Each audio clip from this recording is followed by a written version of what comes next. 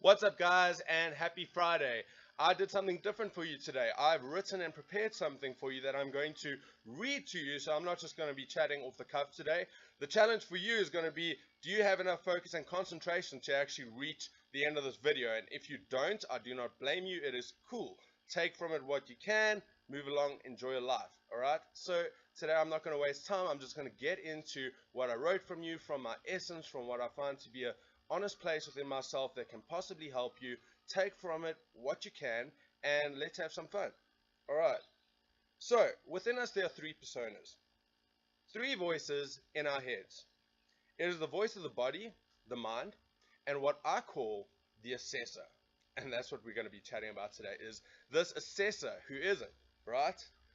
The assessor is the voice that converses with our two other voices. It is the third voice that thinks about thoughts, that interprets these two inputs. The inputs by themselves are not as important as the way that the assessor interprets them, and in turn our entire reality, right? So surprisingly, our strain in life is not caused by the voice of the body nor the voice of the mind. It is the assessor we want to concern ourselves with. The assessor is the most important voice because the assessor is also a translator for the persona that represents the body and for the persona that represents the mind. Okay? Now, here's a bizarre analogy to show you just how the assessor works. This is interesting, so give it some thought.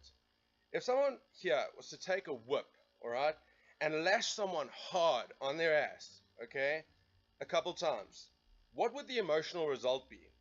Most likely overwhelm, panic, and pain, okay? So take the same situation. Someone is whipped on their butt really hard, a couple times, but the person being whipped is into S&M and BDSM, if you will, right? What would the result be? Well, the result would probably be different. Pleasure, elation, excitement, for sure. What would the lotto mean to someone who's never known wealth? Now, what would the lotto mean to someone who's been used for money all of their life, right? The assessor, the third voice in our heads, has been hiding from our awareness for millions of years. Now's the time to play with it, okay? To get the assessor on our side. Because with these examples provided, you can actually be powerful enough to override communication from the voice of your body and mind. And that is how your being becomes galvanized and unstoppable. So how does this work?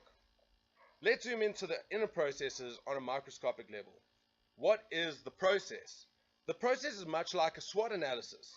If you recall those, it is how am I feeling right now, and how am I thinking right now, and do I interpret that as a strength, a weakness, an opportunity, or a threat? How do I assess that? Okay? Those are the common questions asked by our assessor. Alright? Now, the assessor is, however, much like a brilliant computer with viruses.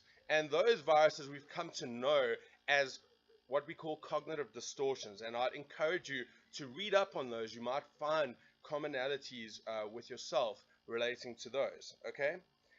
So evolution did us a favor, though. Alright? There's a favor, and that favor is called neuroplasticity. Alright? The neuroplasticity is amendments that can be made to optimize the interpretation of what your body and mind are communicating. It's about translation and the way in which the assessor translates information from the first two voices, ultimately determining your stability, resilience, daily demeanor, energy levels, and whatever is important to your value system. Okay? So what we ultimately want is for our assessor to be as helpful as possible. Who is the assessor truly? It is you. And you more than the other voices that represent your body and mind. Okay? The assessor is an amalgamation of filters, right, sculpted by the circuitry that has been entrenched within you from all the reference points you've ever experienced historically. Your assessor is permanently using its very own Google search engine, okay? Moment to moment. It is forever referencing the past to preempt the future and to command action in the present. What I offer you here is what lives within the massive margin between true threat and the kind of peace that arises from moment to moment living. The rare times that the assessor won't play its role, takes a break from its job. It's what I call optional suffering, okay? Realizing that our suffering is optional in the first place is an epiphany to think about, okay? But let's move from that, let's keep going. The reality is that in this day and age, threat to our survival is minuscule compared to the lifestyle of our tribal ancestors.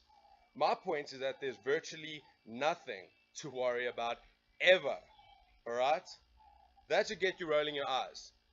And yet you might find that if you scan your mind, the difficulties in your life are invented by implicative conditions, alright? And what that means is that the difficulties may look like this. If A happens, it will most likely lead to B, which would lead to C, which would usher in the awful reality of D. And I really don't want to get to D, okay? That string of presumption produces unnecessary suffering. Because ultimately, and to put it simply, your assessor is hazarding guesses. That right there is where we have options. Have you ever heard someone say, "You're overthinking this"? Well, how is that possible when we're only capable of thinking one thought at a time? It actually happens when we suspend our thought process, have the assessor look at it, and begin observing its assumed negative or positive value. A life lesson we're often oblivious to is that we don't know what's seemingly detrimental and how it can in time somehow become advantageous, or vice versa. What can we do about that? Err on the side of assuming everything is positive, okay? It beats the alternative. Is it unrealistic? Maybe. Is it helpful? Absolutely. And that's what matters most. Back to the core point. With one of these two voices, body or mind, communicating with the third voice, there are now oscillations between two layers of thought, bouncing between the information that's come from body or mind, and the interpretation of it coming from the assessor. That's the same kind of strain you'd observe taking place with a computer CPU, when you are opening more programs than what the CPU can afford to process.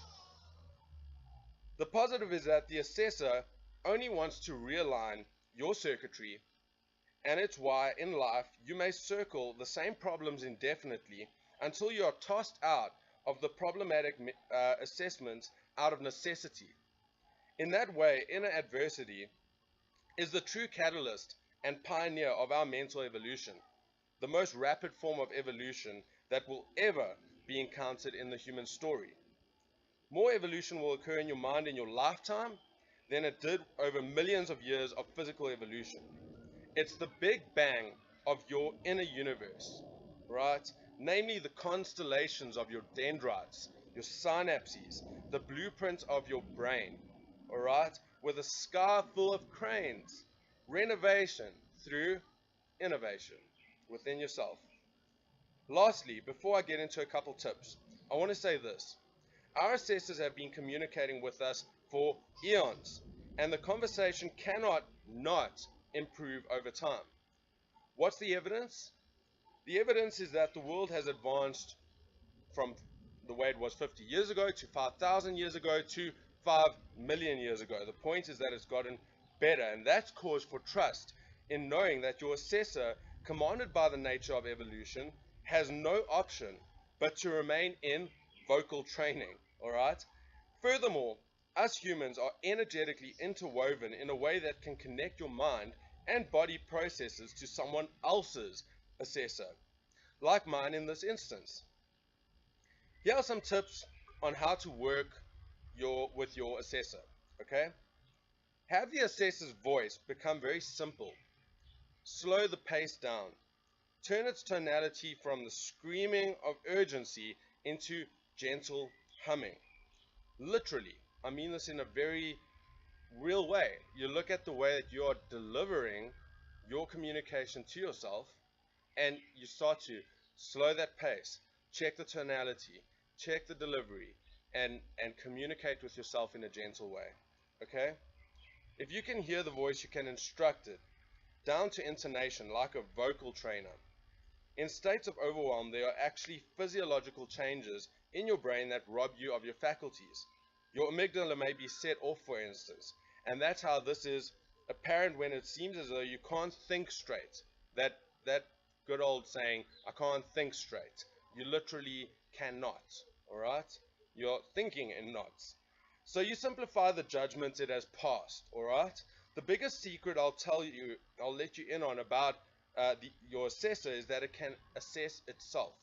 It can self-manage. So in that way, the voice doesn't only sing, it harmonizes, right? It's pretty cool. So here's another thing you could do. Live an engaged life to afford yourself the ability to choose your battles. Future-proofing your thinking all day, every day, will put you in a space of thinking, I've managed this voice effectively, how long will that last? Are there other things I need to micromanage to milk my state of solitude? No. Alright, as I mentioned, the assessor can take breaks, and sometimes analysis paralysis can be rescued by having a laugh with a friend, hiking Mount Kilimanjaro, robbing a bank, doing backflips on stilts. I'm being silly, but anything you can engage with can pace that interaction between your assessor and the rest of you. Alright? So question if negativity can exist at all. If negativity is such a powerful conduit for change, is it negativity in the first place? Or is it better known as intensity? Negativity implies that things shouldn't happen. Okay? Intensity acknowledges inner and outer events as possessing a degree of utility. That's just an example of how to redirect the nature of the conversation your assessor is having with your other two voices. Fortify the trifecta. Turn the voices in your head into a choir. This is the assessor wishing all you assessors a happy Friday. Cheers, guys.